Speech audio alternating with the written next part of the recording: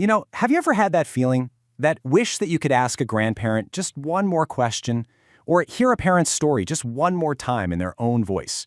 We all think about the legacy we're going to leave behind.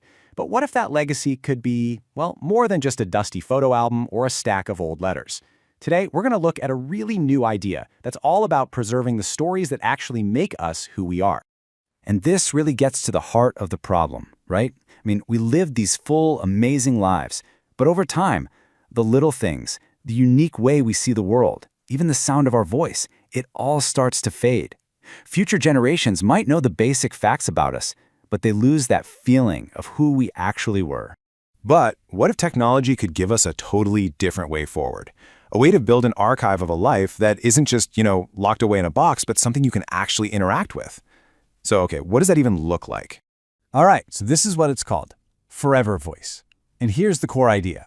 It's a private, AI-powered way to save your voice, your stories, your values.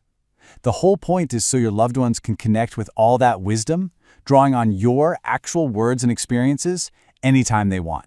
And this is a really, really crucial point. The AI here doesn't just invent a version of you. It's not making stuff up.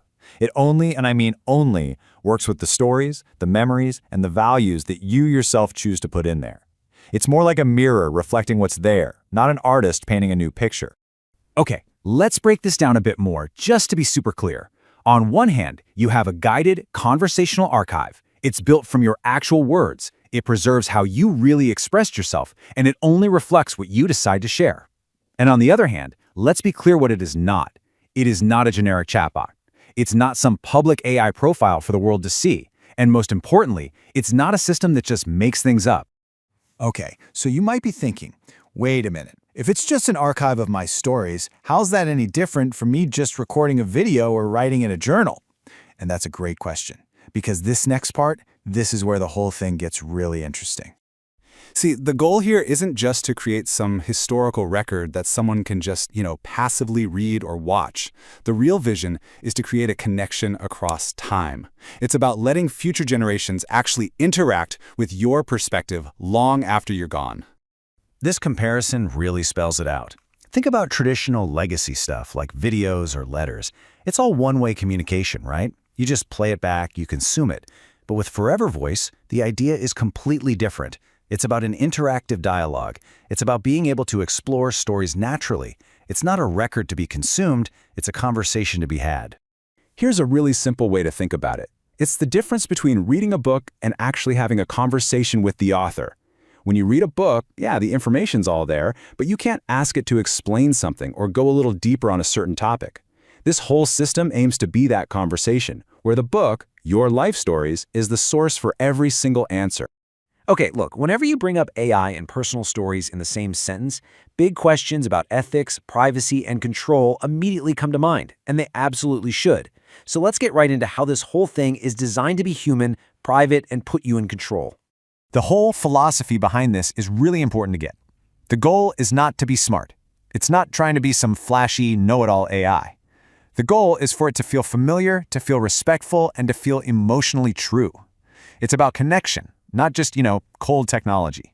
So, they have these simple ethical lines that are non-negotiable. First, they only preserve what people choose to share, period. Second, they never claim this replaces a person. Third, they're committed to never blurring the line between a memory and reality. And fourth, they never remove human agency or consent. You are always at the center of it. And then there's privacy, which, let's be honest, is everything. Here's the commitment. Access is private and permission-based only. There's no public indexing, no discovery. They will never, ever sell your personal data. The systems are secure and encrypted. You own your content. And this one is huge. Your data is never used to train public AI models. It's your story, and it stays that way.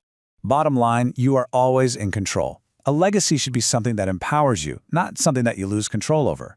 So if you change your mind about a story you shared, or you want to change who has access, you can. You can edit content, you can change the access, or you can disable the whole thing entirely. You're always, always in the driver's seat. All right, so let's zoom out a bit. With all of that, the technology, the ethics, the privacy, what's the big picture here? What's the why behind building something like this? And the reason, well, it's about as human as it gets. The founder behind this actually lost an entire century of his family's history in Hurricane Katrina. Photos, letters, everything, just gone. It's this incredibly powerful reminder of just how fragile our memories can be. And that personal, devastating loss is what sparked the idea to create a more resilient way to hold on to them. And that really drives this point home. This is not about some sci-fi concept of digital immortality. It's not about trying to live forever online. It's about something way more grounded, and frankly, way more profound. It's about preserving meaning, preserving it for the people who matter most to you. So, I'll leave you with this question to think about. If your story could actually listen, what's the one question your family would ask? What do you think they'd want to know?